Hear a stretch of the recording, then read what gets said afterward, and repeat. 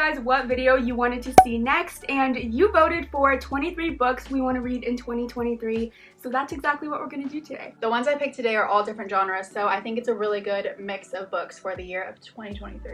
A lot of mine are the same, and then I realized after I put my list together, most of them are series. I think 2 of them aren't, so I don't know if that's setting myself up for failure because there's no way I'm going to read that many series this year. We don't own a lot of the books we want to read this year, which is ridiculous because we have so many physical books on our TBR that we need to read. So the first series I have on my list today is the Greenbone Saga by Fonda Lee. No explanation needed. The first book, Jade City. I see this all the time. I believe it was originally published in 2017, so I'm just very late to the game, but still to this day, I see this book and series talked about. The series has everything: blood feuds, politics, magic, kung fu. I don't know why I haven't read it yet, but I definitely am going to read it this year. I believe this was one that I wanted to have read last year, and it didn't happen, so this one is definitely on my priority list. And even on the front it says, family is duty, magic is power, honor is everything, and it just sounds so good. This reminds me of Wicked, as I've said before, and it was the winner of the World Fantasy Award. The World Fantasy Award? I didn't even know that was a thing, but this was the winner of it. We're gonna see what it's about this year. One that I really want to read this year is Icebreaker by Hannah Grace. This one is a college sports romance book, and let me just say that I absolutely loved the Off-Campus and Briar Youth series by Elle Kennedy, which is a college sports romance series, and I have seen multiple people say that this book is like that, but 10 times better. Our main character is Anastasia, who is an ice skater at her college. We are also following Nathan, the captain of the hockey team at the same college. One day there's like a misunderstanding and they end up having to share the rink. Nathan finds himself having to be Anastasia's new partner. That's cute. That is so cute. That's the kind of misunderstanding that I want in a book.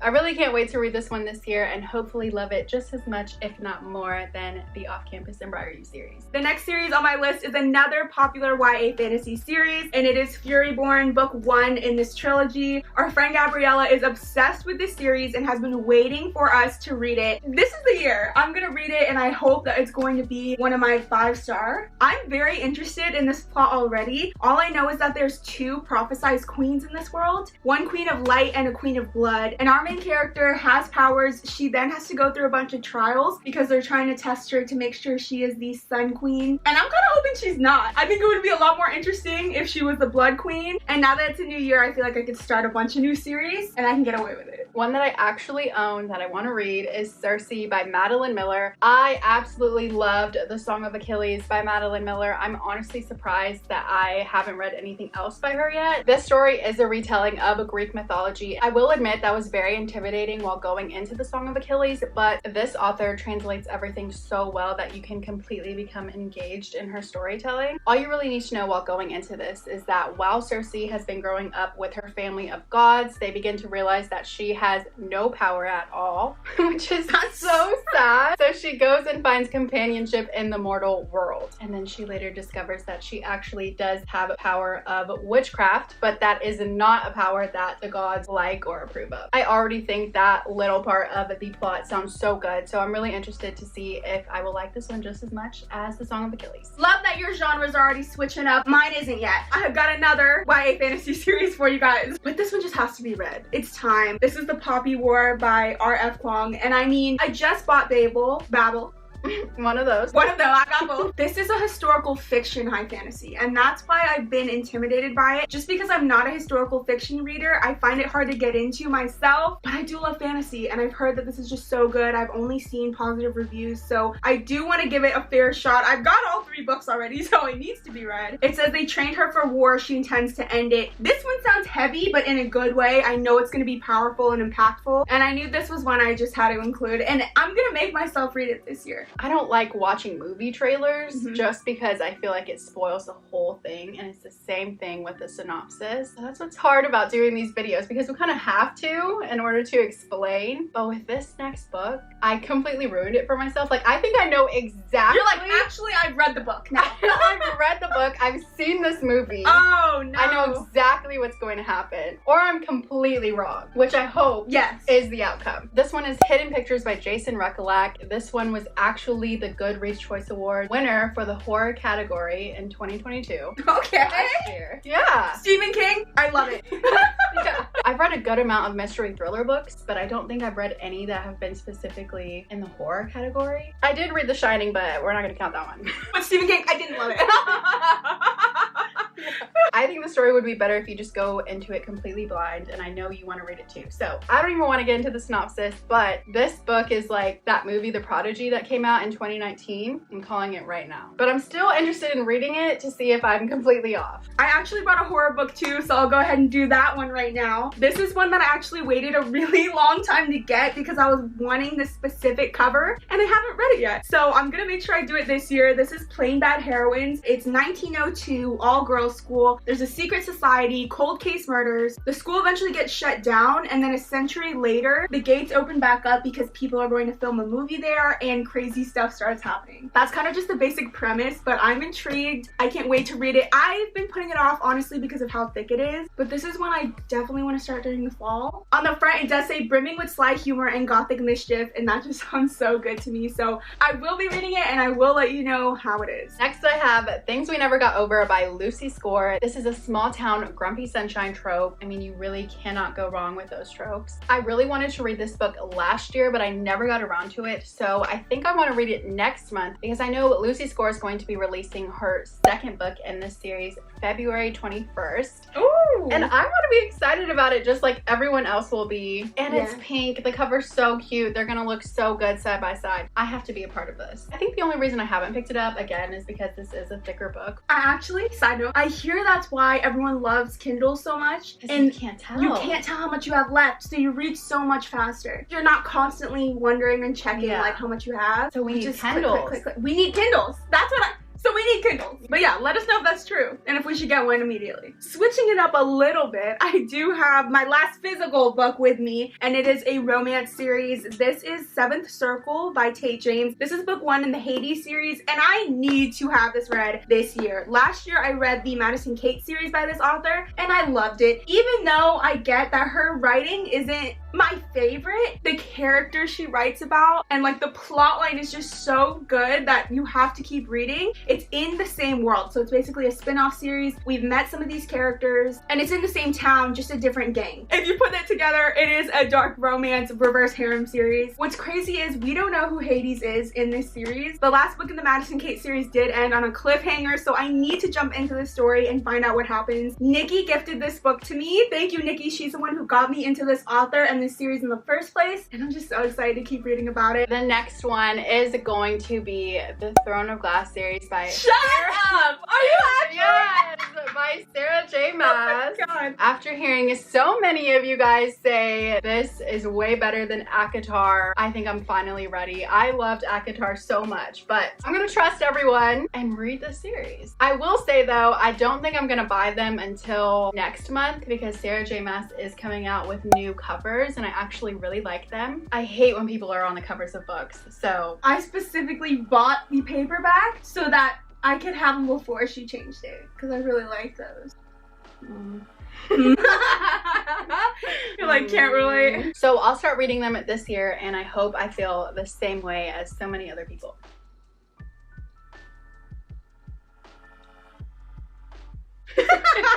You will. Okay, I ran out of physical copies. Now I'm on to the books I don't own yet, and there's a lot. Do I have a lot of mystery thriller books still that I need to read before I should even consider buying more? Definitely, right? But I saw this one last year and I've heard such good things, and it's just, I have to read it this year. It will be read in October before any of the other mystery thriller books because this one just sounds so good and I can't stop thinking about the plot. It's called Wrong Place, Wrong Time by Gillian McAllister. Have you seen it? Mm-hmm. Oh, the cover is so good too. So basically, a man watches his 17-year-old son kill a man in cold blood from a window. His son? He watches his son. Okay. I know. And he doesn't understand why. He doesn't know who this person is. He sees his son get taken away into custody, future destroyed. When the dad goes to sleep that night and wakes up, it's yesterday. So every day that he goes to sleep, he wakes up a day before the murder and he has a chance to try to stop it from happening. Here's the thing.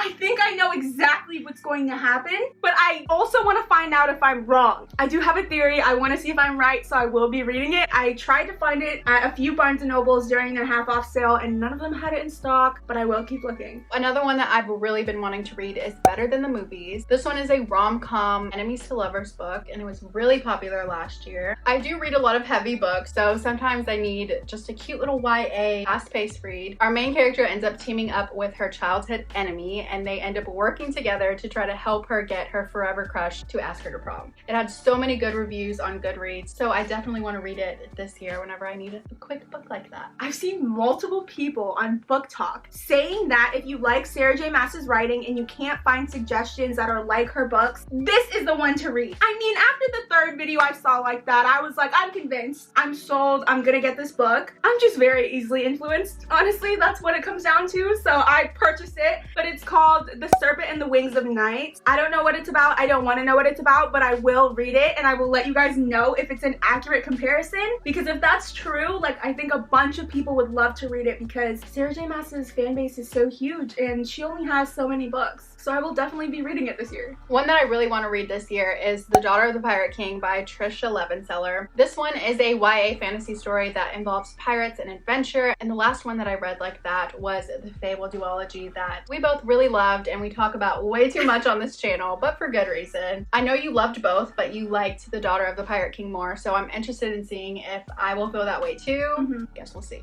I do have another dark romance series on this list. I just realized all the romances I want to read this year are dark romances. Shocker. I need therapy. But the next one I have on my list is the Royal Elite series by Rena Kent. Rena Kent, I feel like, is a popular dark romance writer. I'm surprised I haven't read one of her books yet. This series specifically I see all the time. They have the discreet covers, which I love because we do hate people on the cover. And they all look like pretty short, fast reads, so I'm very interested. What I didn't understand is it's a high school bully romance, but it is new adult. So I'm wondering if they just start out that young, and since it's like 6 books, maybe they'll get older through then. I think the books follow different characters as well, but I am interested. I saw a girl on TikTok raving about this series and how quickly she went through all of them and how it felt like family. So I really want to experience that as well. I will be reading it this year. Do I own them? No, but I will. One of my most anticipated reads for 2023 is going to be the Mind Up series by St. Abbey. This one I feel like I have to read just because you said it's like your all-time favorite book. And I was watching Steph War's top 10 of 2022 and I saw she also put it in that video, so I'm like, oh, so when Steph said no, I'm like, that's even more of a reason. Yeah. I gotta trust both of y'all's opinion. I really like that this is a combination of a dark romance but also mystery thriller. We follow a woman who is a serial killer and she ends up dating an FBI agent who is unknowingly working on her case, which I think is already so good. I really hope I love this one just as much as you and Steph. If not, I'm gonna be very disappointed. Another series I have on my list, you guys, is the Mirror Visitor Quartet. This one, I feel like I don't see too often anymore, but I did a few years ago. Interestingly enough, I saw the cover of A Winter's Promise, which is book 1, and I really just liked the cover. That's what got me into it.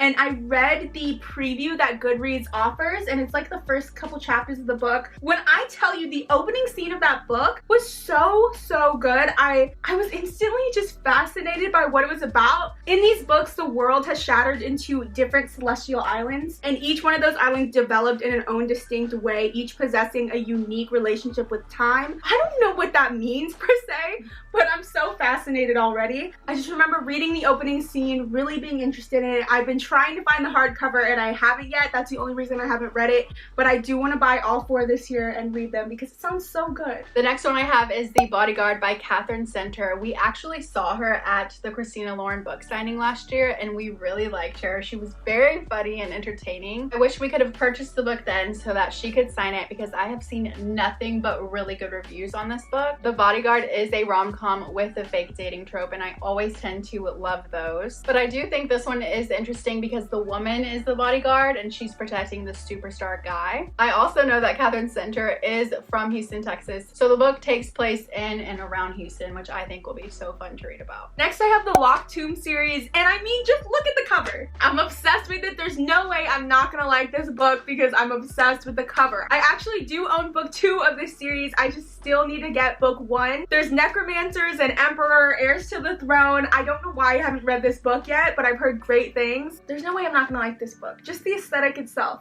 I'm obsessed with. Next I have Full Tilt by Emma Scott. I have heard so many times that this book is so heartbreaking but also so beautiful at the same time. I know it leaves so many people sobbing right after they're done reading it, and I personally love when a book can move me that much. I did read a little bit of the synopsis, and it says, Full Tilt is a story about what it means to love with your whole heart, sacrifice to experience terrible grief and soaring joy, to live life with all its beauty and all its pain, and in the end to be able to smile through tears and know you wouldn't have changed a thing.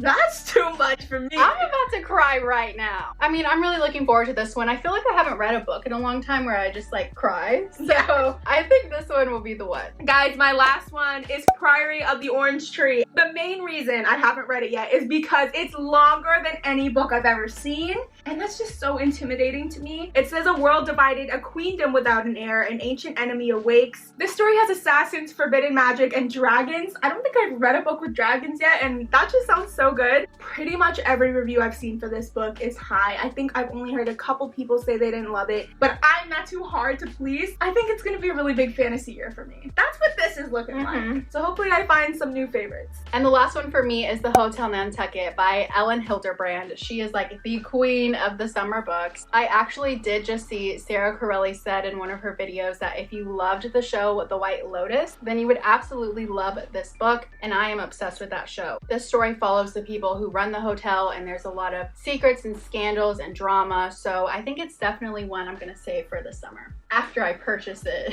Right. All of these. This last one we both want to read this year. There's actually a bunch we both want to read. For the sake of this video, we narrowed it down, and obviously you guys know we want to read the Twisted series by Anna Huang. We both own the entire series and haven't started it yet, so that's one we really want to get read this year. And then the rest of the Addicted / Calloway Sisters series. I think we're on the same one. We are. We're stuck. We're stuck on it.